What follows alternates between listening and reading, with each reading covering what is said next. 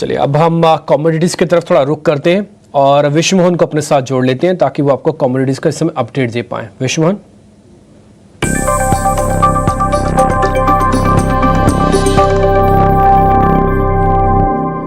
चलिए कमोडिटी 10 बजे 10 मिनट की शुरुआत करते हैं। कल एनसीडीएक्स पर जितने भी एग्री कमोडिटी थे सभी लाल निशान में बंद हुए थे, लेकिन आज सिर्फ हल्दी को छोड़ दे तो आज भी सारे ही काउंटर कमजोरी के साथ कारोबार कर रहे हैं। लेकिन चलिए टॉप 10 कमोडिटी का रुख करते हैं। शुरुआत जीरे के साथ होगी, जहां पर आज भी गिरावट है, लगातार दूसरे दिन ये नरमी है। ठीक ठाक खरीदारी के बाद अब फिर से दबाव दिख रहा है। अब ये भाव 26,000 के नीचे आ चुका है, 25,800 तक अब फिसल चुका है। धनिया की अगर बात करें तो यहां पर सीमित दायरे में आज भी है, हल्की नरमी है, जो बायसनेस है नीचे की तरफ है। 6,900 के नीचे धनिया में कारोबार हो रहा है, लेकिन हल्दी में हल्की तेजी दिख रही है और आज 13,500 के आसपास ये वायदा पहुंच चुका है। ग्वारसीड ग्वारगम आज भी नरमी है, आज करीब करीब 1% की गिरावट ग्वारगम में भी और ग्वारसीड में भी दिख रही है। 10,400 के नीचे ग्वारगम है, ग्वारसीड 5,300 रुपए के करीब आ चुका है। कैस्टर की बात करें तो यहां पर भी डिमांड कमजोर है और उसका असर यहां पर दिख रहा है। 6100 रुपए के आसपास कैस्टर सीड का सितंबर का वायदा ट्रेड कर रहा है। वहीं क्रूड सनफ्लावर ऑयल की अगर बात करें तो यहां पर भी अब मुनाफा वसूली दिख रही है। ठीक ठाक तेजी आने के बाद अब ये 940 रुपए के नीचे आ चुका है। कपास और कपास खली कल नरमी दिखी थी।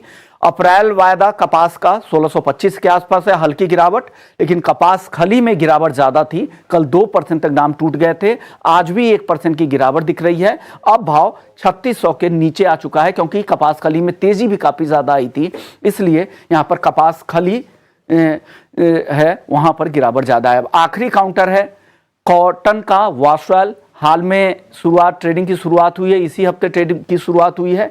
ये 965 रुपए के आसपास है, दायरे में यहां पर कारोबार हो रहा है। चलिए अब चलते हैं अपने मेहमान के पास। भाविक पटेल हैं हमारे साथ ट्रेडबुल सिक्योरिटीज से। भाविक, सबसे पहले हल्दी में बताइए, काफी उतार चढ़ाव दिख रहा है। भाविक, क्या लग रहा है आगे की चाल कैसी दिख रही है हल्दी की?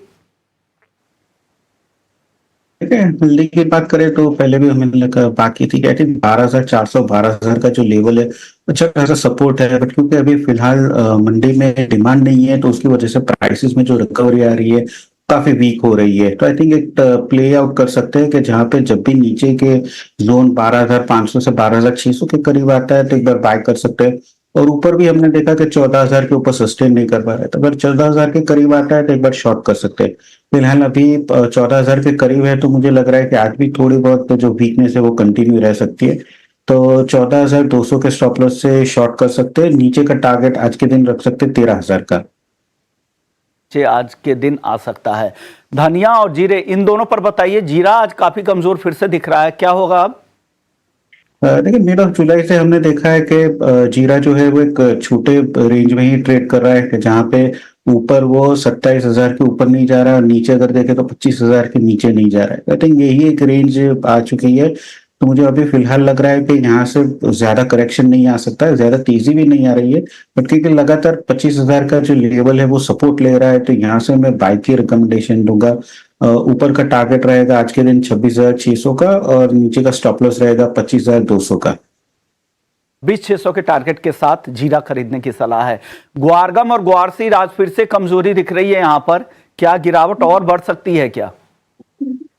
मेजर गिरावट तो मुझे नहीं लग रही है। मेजर गिरावट तो आई थिंक सितंबर के बाद ही पता चलेगा कि कितना स्विंग हुआ है। फिलहाल अगर आंकड़े देखें तो थोड़ा बहुत पॉजिटिव है, बट इसमें अभी भी डिमांड जो है वो ही काफी कंसर्न है, उसकी वजह से तेजी नहीं दिख रही है। और ये भी हमने काफी टाइम से देखा है कि 5200 से 5600 का जो रेंज है वही बना हुआ है। अभी रेंज और छोटा हो गया है, 52 से 5400 का ही हो गया है। क्योंकि ये मिड ऑफ द रेंज है, तो मुझे लग रहा है कि एक बार यहाँ से थोड़ा बहुत लॉन्ग कर सकते हैं 5400 के टारगेट के लिए। और आज के दिन का स्टॉप लॉस रख सकते हैं 5260 का। 5260 का स्टॉप लॉस और 5400 के टारगेट के लिए खरीदारी ग्वारसीड करने की सलाह है। कपास खली काफी तेजी के बाद अब थोड़ी मुनाफा वसूली दिख रही है। आगे की चाल कैसी दिख रही है कपास खली की और कपास की? देखिए, आगे की चाल अभी भी मुझे लग रहा है थोड़ी स्ट्रांग है, बट क्योंकि काफी हमने तेजी देखने को मिली है सितंबर कॉन्ट्रैक्ट में, तो अभी मुझे लग रहा है कि यहाँ से थोड़ा बहुत नफा वसूली कर सकते हैं। और जो नई लॉन्ग पोजीशन है वो भी नहीं क्रिएट कर सकते, क्योंकि यहाँ से जो रिस्क रिवॉर्ड है वो काफी अनफेवरेबल है लॉन्ग पोजीशन के लिए, तो मैं थोड़ा वेट करूंगा करेक्शन के लिए। दिसंबर कॉन्ट्रैक्ट जो है वो मुझे लग रहा है कि वो अगर थोड़ा भी नीचे आता है 2930 के करीब, तो एक बार अभी भी बाय कर सकते हैं 3000 के टारगेट के लिए, और स्टॉप लॉस रख सकते हैं 2900 का। सितंबर कॉन्ट्रैक्ट अभी भी मैं अवॉइड करूंगा। दिसंबर कॉन्ट्रैक्ट जो है वो थोड़ा करेक्शन आता है तो मैं बाय के रिकमेंड करूंगा। चलिए अब बात करते हैं नॉन एग्री में कच्चे तेल की, जहां पर गिरावट बढ़ गई है, 9 महीने के निचले स्तर पर आ चुका है। क्या करना चाहिए? ये मौका है या अभी और गिरावट आपको दिख रही है यहां पर? देखिए, फैक्टर्स तो सारे फंडामेंटल्स नेगेटिव ही है। शायद यहाँ से टेक्निकल बाउंस बैक जरूर से दिख सकता है, क्योंकि कल हमने नियरली 5% का करेक्शन देखने को मिला है, बट ओवरऑल मेजर यहाँ से रैली अभी भी मुझे नहीं लिख रही है। तो आज के दिन भी थोड़ा वेट कीजिए, और थोड़ा भी उछाल आता है तो मुझे लग रहा है कि जो ट्रेंड है नेगेटिव वही कंटिन्यू रह सकता है। तो 5960 के करीब शॉक कर सकते हैं सितंबर कॉन्ट्रैक्ट 5860 के टारगेट के लिए, और स्टॉप लॉस रख सकते हैं 6010 का। गोल्ड और सिल्वर में बताइए। गोल्ड तो अब दायरे में ही दिख रहा है, नॉन फार्म पेरोल के आंकड़े का इंतजार है बाजार को, और लेकिन चांदी में थोड़ी गिरावट बढ़ी है। क्या करना चाहिए अभी 71,500 83,000 पे चांदी में? आपने सही बताया। देखिए, आई थिंक फ्राइडे से पहले मुझे नहीं लग रहा कि सोने में कोई बहुत तेजी आ सकती है या अभी मंदी आ सकती है। आई थिंक लोग साइडवेज ही है, बट सोना अभी भी थोड़ा पॉजिटिव है, 2500 के ऊपर सस्टेन कर रहा है। तो सोने में मेरी बाय कॉल होगी और चांदी में मेरी सेल कॉल होगी। सबसे पहले सोने की बात करें तो अक्टूबर कॉन्ट्रैक्ट अराउंड 71,380 पे बाय कर सकते हैं 71,600 के टारगेट के लिए, और स्टॉप लॉस रहेगा 71,220 का। पर चांदी की बात करें तो क्योंकि यूएस के जो मैन्युफैक्चरिंग पीएमआई वीक आए, चाइना के भी वीक आया है, तो आई थिंक चाइना मुझे लग रहा है कि अभी भी और गिरावट आ सकती है। तो दिसंबर कॉन्ट्रैक्ट चांदी बेच के चल सकते हैं 83,700 के करीब 83,000 के टारगेट के लिए, और 84,200 का स्टॉप लॉस रख सकते हैं। ओके, एक छोटा जवाब दे दीजिए, कॉपर में क्या लग रहा है अब? कॉपर में मुझे लग रहा है कि आई थिंक ओवरऑल अभी भी ट्रेंड जो है वो नेगेटिव रह सकता है। तो आज के दिन बेच के चल सकते हैं अराउंड 788 780 के टारगेट के लिए, और 792 का स्टॉप लॉस रहेगा। ओके, चलिए शुक्रिया भाविक, आपने वक्त निकाला और एग्री और नॉन एग्री मार्केट पर अपनी राय रखी। वक्त है ब्रेक का। ब्रेक के बाद भी हम शेयर बाजार का रुख करेंगे और टेक्निकल एक्सपर्ट से उनकी राय सुनेंगे।